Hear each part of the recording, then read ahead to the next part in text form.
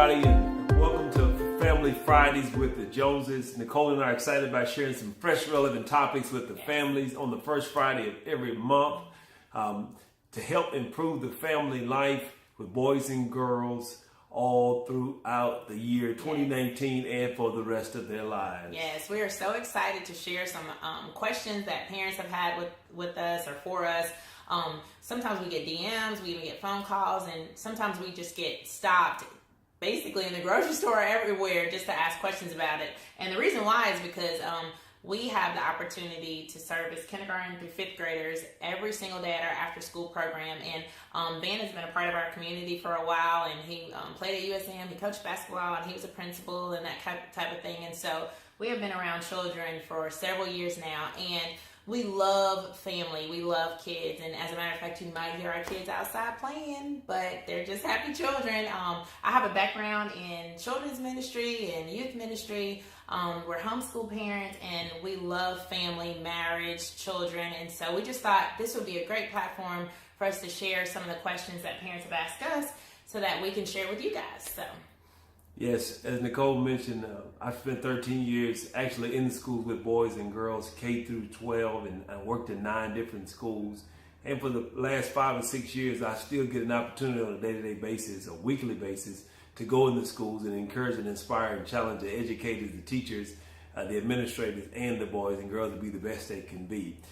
We said already we're going to talk about some relevant topics, and the first relevant topic we're going to talk about is that nagging word, bullying. We're going to change the name from bullying to spreading of hate. When we go into schools, we challenge the boys and girls not to spread hate, but to spread the opposite of hate, which is love and care.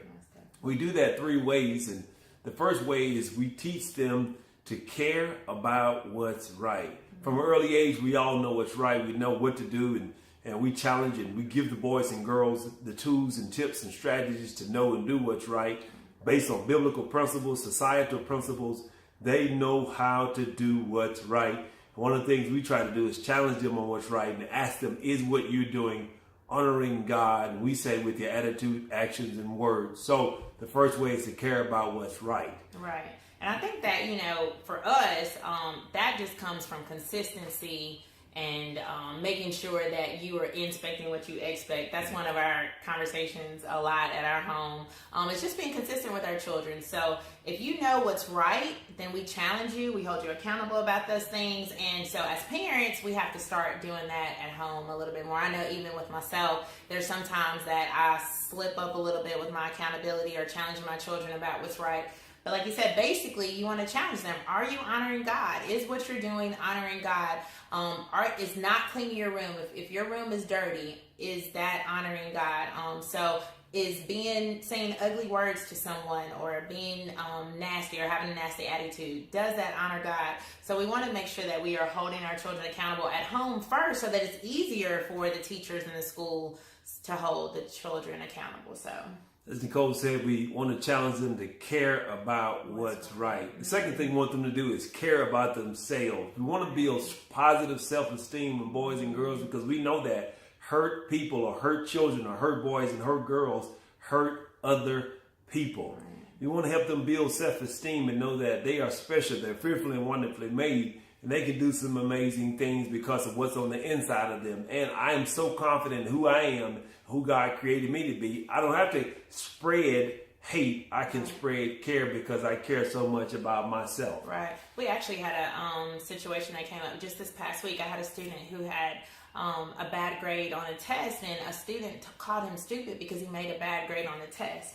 And after the mama bear came out of me, I was like, what is his name? What is his teacher? I'm going to let your mother know. I immediately just thought about, if that child is saying those type of things, then he must be hurt. He must have low self-esteem because he's not caring about himself. That's why he doesn't care about you. And so we pulled that man over and we prayed for that young man, and it allowed us to actually deal with the issue in a little bit of a different way. And so I encourage the student that if he were to say those things again to him, ask him, how can I pray for you? Like, clearly you're upset, something's going on with you, and I know that I'm not stupid, I know that I'm a smart person, And I want to make sure that you feel good about yourself as well. And so it was so funny. He was like, Miss Nicole, I need to ask him how I can pray for him. I said, most definitely. We want to encourage our students to show love even when people are being ugly to them. We also encourage them, of course, to let the teacher know when things are happening like that. But we want to make sure that our children are not continuing this cycle of spreading hate, but making sure that we are, responding in love. So. Yeah, with the suicide rate on the rise, yes, even parents, with younger children, we have to, especially with younger children, the formative years especially, to teach them self-esteem, to teach them to care about themselves, and when they grow up, the desire to spread hate or spread nasty words will not be there, and we have to continue to challenge them to do just that. Right.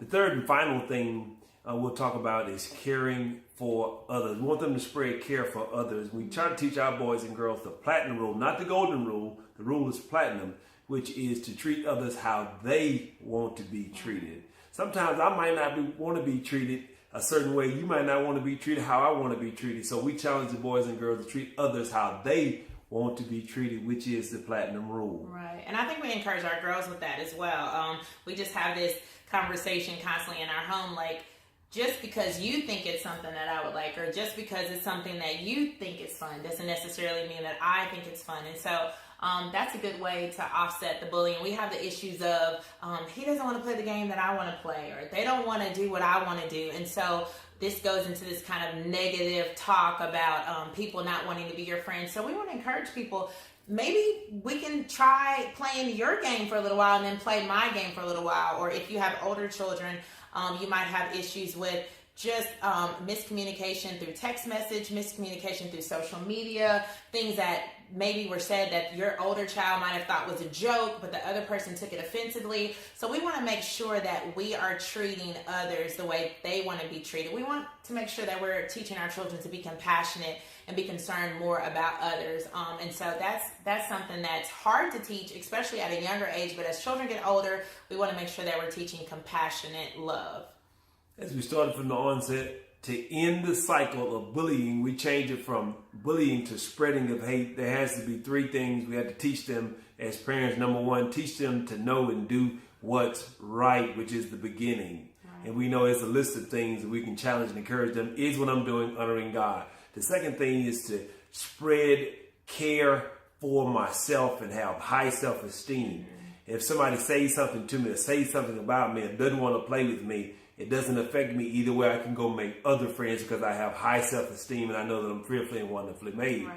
And the third way is to spread care and love for others by displaying the platinum rule, treating them how they want to be treated. As Nicole and I said, we'll come with fresh, relevant topics the first Friday of every month. We're excited to share those things with you. Stay tuned. Our goal is to encourage you as a family unit to be the best you can be so that we can continue to grow strong families, which grow strong communities and strong cities. Yes, have a great weekend. Thank you.